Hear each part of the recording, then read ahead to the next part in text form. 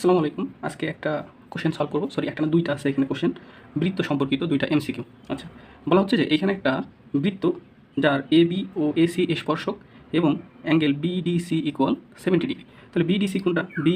BC, এই কোণের মানটা আমাদের 70 ডিগ্রি দেওয়া আছে। ওকে, তাহলে কোশ্চেন হচ্ছে অ্যাঙ্গেল বিএসি এর মান কত। অ্যাঙ্গেল বিএসি এর মান বের করার জন্য আমাদের কিছু টেকনিক অবলম্বন করতে হবে। প্রথমেই আমরা দেখব যে অ্যাঙ্গেল বিডিসি এটা একটা বৃত্তস্থ কোণ।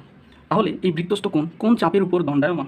এখানে আমরা দেখতে পাচ্ছি বিসি এটা একটা বৃত্তের চাপ, বিসি চাপের উপর এই কোণটা দণ্ডায়মান। আচ্ছা, তাহলে বিসি চাপের উপর এটা যদি বৃত্তস্থ কোণ হয় তাহলে কেন্দ্রস্থ কোণ কত হবে?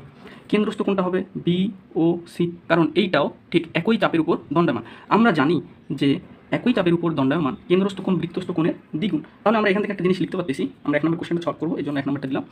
তাহলে লেখা যায় যে কেন্দ্রস্থ কোণ বৃত্তস্থ কোণের দ্বিগুণ। তাহলে অ্যাঙ্গেল বিডিসি ইকুয়াল যদি 70 ডিগ্রি হয় তাহলে আমরা লিখতে পারি যে অ্যাঙ্গেল বিওসি ইকুয়াল 2 গুণন 70 ডিগ্রি, এটা লেখা যায়।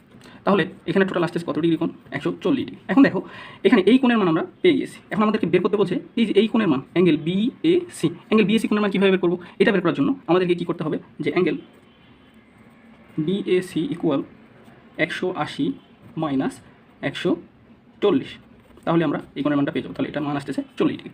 আচ্ছা, এটা হলো। এবার আমরা 2 নম্বরটা করব। 2 নম্বর ম্যাথ করার জন্য আরেকটু জটিল ম্যাথ। ব্যাসার্ধ 8 একক হলে ও থেকে বিসি এর দূরত্ব কত? তো ব্যাসার্ধ 8 একক বলতে বোঝাচ্ছে কি যে ও বি এটাও কিন্তু 8 সেন্টিমিটার, তারপর হচ্ছে ও সি এটাও 8। তার মানে এগুলো হচ্ছে বৃত্তের ব্যাসার্ধ। বৃত্তের ব্যাসার্ধ যতগুলো থাকে, আমরা যে কোনো কেন্দ্র থেকে যে রেখাই টানি না কেন সবগুলোই ব্যাসার্ধ। তো ব্যাসার্ধগুলো কী হয়? সবসময় সমান হয়। তাহলে এখান থেকে ব্যাসার্ধর মান দেওয়া আছে, তাহলে বিসি এর দূরত্ব নির্ণয় করতে হবে। মানে কেন্দ্র থেকে বিসি এর দূরত্ব টানতে হবে। এই জন্য আমরা কী করবো? ও থেকে বিসি এর উপর একটা লম্ব টানবো। ধরে নিলাম এই লম্ব ও এম। আচ্ছা, এবার কী করবো? যদি এখানে বি ও এম এটা একটা সমকোণী ত্রিভুজ, কেননা এটা হলো আমাদের 90 ডিগ্রি। তাহলে এটা যদি 90 হয় তাহলে এই কোণের মানটা কত? আমরা জানি যে একটি লম্ব জ্যায়ের উপর যে লম্ব এইটা মূলত যে রেখার উপর লম্ব হয় ওইটাকে সমদ্বিখণ্ডিত করে, অর্থাৎ বি এম ইকুয়াল সিএম, এটা লিখতে পারি যে বি এম ইকুয়াল সিএম, এটা লেখা যায়। আচ্ছা, তারপর আর কি করা যায়? যেহেতু এটা একটা সমকোণী ত্রিভুজ তাহলে ওই সমকোণী ত্রিভুজটাকে আমরা একটু বাইরে আঁকবো। বাইরে আঁকলে কেমন হয়? এরকমটা হবে যে এই যে হলো। তাহলে ধরে নিলাম এটা ও বিন্দু, তারপর এটা হচ্ছে এম, আর এটা কি বি। তাহলে এইটা যদি 90 ডিগ্রি হয় তাহলে এইটুকু আমার 90 ডিগ্রি। তাহলে বলো দেখি এইটা কত ডিগ্রি কোণ? এই কোণের মানটা কিন্তু আমাদের জানা উচিত। কীভাবে? 1 নম্বর কোশ্চেনটা থেকে আমরা জেনেছি যে এই কোণের মানটা 140 ডিগ্রি, কেননা এটা কেন্দ্রস্থ কোণ। কেন্দ্রস্থ কোণ বৃত্তস্থ কোণের দ্বিগুণ হয়। তাহলে এটা যদি 140 হয় তাহলে এর অর্ধেকটা কত হবে? 70 ডিগ্রি। তার মানে এই কোণের মানটা আমাদের 70 ডিগ্রি। আর এখানে আমরা একটা জিনিস দেখতে পাচ্ছি ওবিটা হলো কি ব্যাসার্ধ, সেই ব্যাসার্ধের মানটা দেওয়া আছে কত? 8। তাহলে এখানে আমরা বসাবো ব্যাসার্ধের মান 8। তাহলে আমাদের বের করতে হবে মূলত কি? বের করতে হবে মূলত ও এম। তাহলে ও এমটা কি? এই যে সেই ও এম। আচ্ছা, এই ত্রিভুজের ক্ষেত্রে, এই সমকোণী ত্রিভুজের ক্ষেত্রে ও এমটা হচ্ছে আমাদের ভূমি, কেননা এটা আমরা সূক্ষ্মকোণ ধরে নিয়েছি এবং সূক্ষ্মকোণের মানটা জানি 70 ডিগ্রি।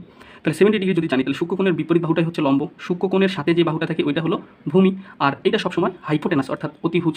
তাহলে আমাদেরকে ভূমির মানটা বের করতে হবে ও এম, এই ভূমির মানটা বের করতে হবে। আর এই ভূমির মানটা বের করা মানে এখানে এই লম্বের মান বের করা, অর্থাৎ ও এম এর মান বের করা। তাহলে কী করবো? আমরা এটাকে ত্রিকোণমিতিক সূত্রে ফেলাবো। ত্রিকোণমিতিক সূত্রে ফেলানোর জন্য দেখো তো অতিভুজের মান দেওয়া আছে আর আমরা বের করবো ভূমি। অতিভুজ আর ভূমির মধ্যে সম্পর্ক কজের। তাহলে আমরা এখান থেকে লিখতে পারি না এটা যে কজ থিটা ইকুয়াল কবরে ভূত অনেক। তাহলে ভূমি বাই অতিভুজ, ভূমিটা কত? ভূমি হচ্ছে ও এম, অতিভুজ হচ্ছে ও বি। তাহলে আমরা এখান থেকে আরও লিখতে পারি, মানগুলো বসাবো। কজ থিটা, তাহলে কজ থিটার মান কত ডিগ্রি? 70 ডিগ্রি। আর এখানে ও বি কী হয়ে যাবে? ও বি এই পাশে নিচে ছিল, এখানে গিয়ে গুণ হয়ে যাবে। তাহলে এখানে গুণ করবো। ও বি এর মান জানি আমরা, ও বি এর মান ব্যাসার্ধ যেহেতু 8 দেওয়া আছে তাহলে এখানে 8 বসাবো। তাহলে ও বি এর জায়গায় আমরা এখানে বসাইলাম 8। তাহলে আমাদের ও এম এর মান পেয়ে যাবো। তাহলে এটার জন্য ক্যালকুলেটর চাপতে হবে। তো এটা ক্যালকুলেশন করলে আমাদের অ্যান্সার আসবে যে cos 70 ডিগ্রি আর 8 গুণ করলে হবে 2.74, এটাই হলো অ্যান্সার।